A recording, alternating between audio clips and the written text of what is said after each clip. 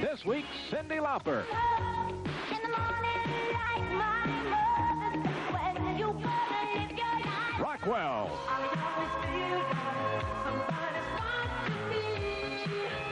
The final part of our special series on the British invasion from 1964 to the present. Do you really want to hurt me? And we'll tell you how to enter our Top 10 video contest with more than $15,000 in prizes.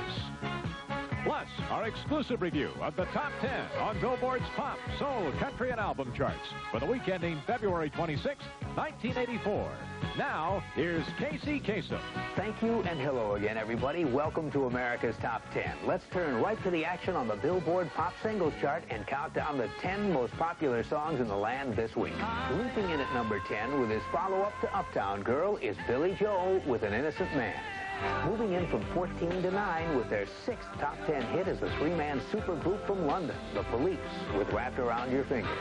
Up 2 notches to number 8 is one of 4 acts who are in with their first top 10 hit, Shannon and Let the Music Play.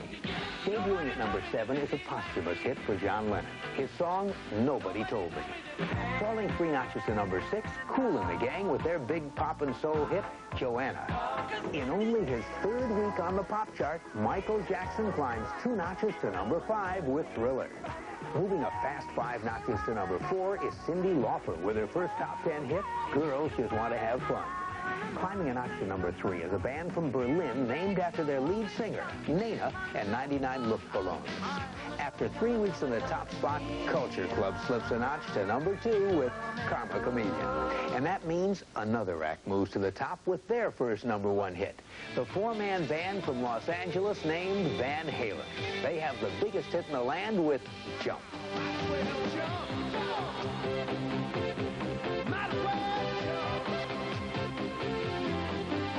Now our Pop Spotlight Song of the Week.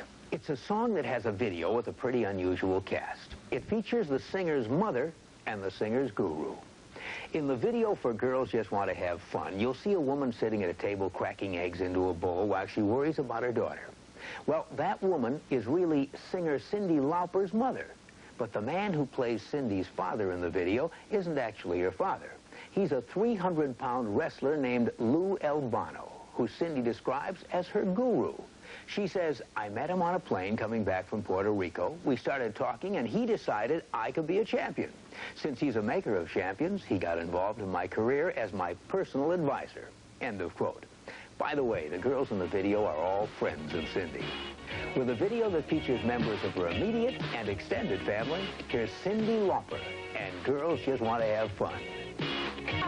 That's Cyndi Lauper in our Pop Spotlight with Girls Just Want to Have Fun. A video directed by Ed Griles and produced by Ken Waltz. Up next, get your pencils ready. We'll give you details concerning our America's Top 10 video contest. And in our Soul Spotlight, the first top 10 hit by the son of Berry Gordy Jr., the man who founded Motown Records. Now, let me tell you about this week. Coming in at number 10 is Jeffrey Osborne with his follow-up to Stay With Me Tonight. It's called Plain Love.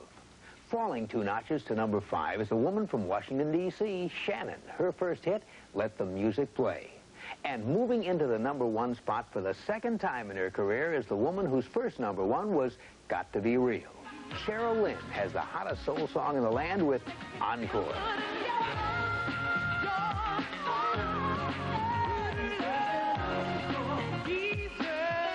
Now, our Soul Spotlight Song of the Week. The first top 10 hit for the son of Berry Gordy Jr., the man who founded Motown Records.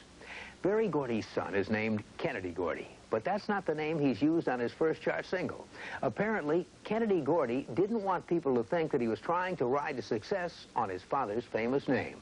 So instead, he's recorded under a pseudonym, under the name Rockwell. And it certainly looks as if Rockwell is making it on his own. This week, he leaps into the top 10 on the Soul chart, moving all the way from 13 to 3. In our Soul Spotlight, here's Rockwell and Somebody's Watching Me. In our Soul Spotlight, that's Rockwell with Somebody's Watching Me, a video produced and directed by Francis D'Elia. Up next, the final part of our special report on the British invasion.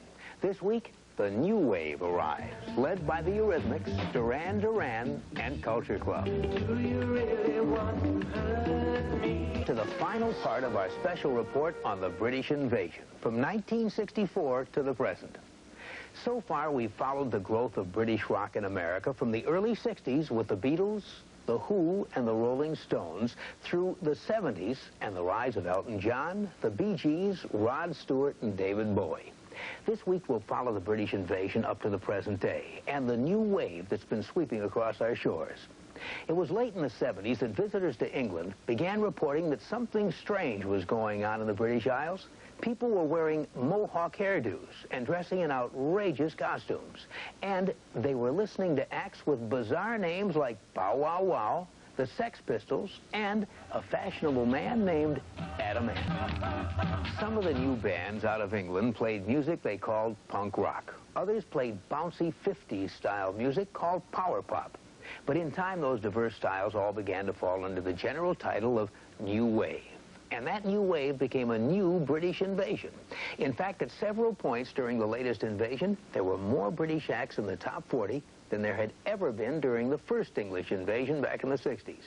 Acts like The Police, Kajagoogoo, Spandau Ballet, Naked Eyes, Madness, A Flock of Seagulls, Billy Idol, Thomas Dolby, and a band that's been called the Beatles of the British New Wave. Here's Duran Duran.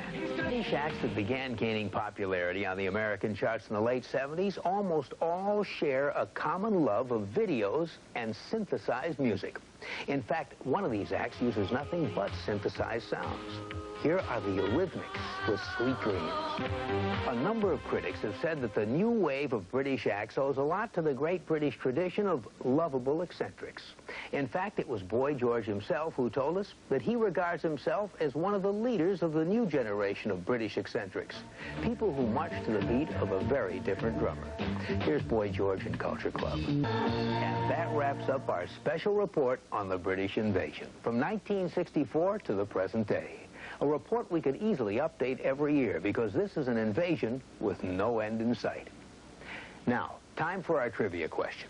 A viewer in Georgia wants to know if any act has ever charted with a children's nursery rhyme. Well, in the rock era, a former Beatle did that with a very popular poem from Mother Goose.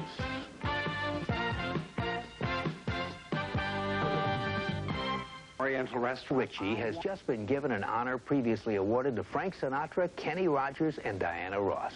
He's the Children's Diabetes Foundation Man of the Year, and he'll be headlining the Diabetes Foundation annual Carousel Ball to be held in October in Denver. The honor was given to Lionel because of the charity work he's done over the years on behalf of diabetic children. And by the way, that ball is the highest grossing charity ball in the U.S., taking in about $2 million a year. Now, let's answer our trivia question. Elizabeth Lovett of Stone Mountain, Georgia, who watches the show on Channel 2 in Atlanta, wants to know if any act has ever charted with a children's nursery rhyme. Well, in the rock era, no nursery rhymes have hit the top 10, but one did make the top 40. It was a 1972 hit for a former Beatle. The nursery rhyme was Mary Had a Little Lamb, and it hit number 28 on the pop chart, a hit for none other than Paul McCartney. And there's your answer, Elizabeth. Paul McCartney charted in 1972 with his version of the classic nursery rhyme from Mother Goose, Mary Had a Little Lamb. Thanks for writing in. And because America's Top 10 used Elizabeth's question, she'll receive a portable radio and Windsong perfume. So soft, so romantic, he can't seem to forget you. Your Windsong stays on his mind from Prince Machiavelli. And fashionable sportswear and natural fabrics with the look of today. Shoes known for comfort and styling, all beautifully designed by Cherokee of California. And a Kenwood stereo system. Now, great sound is affordable in a matched stereo system. The Kenwood Spectrum Series. Kenwood, the next step in sound.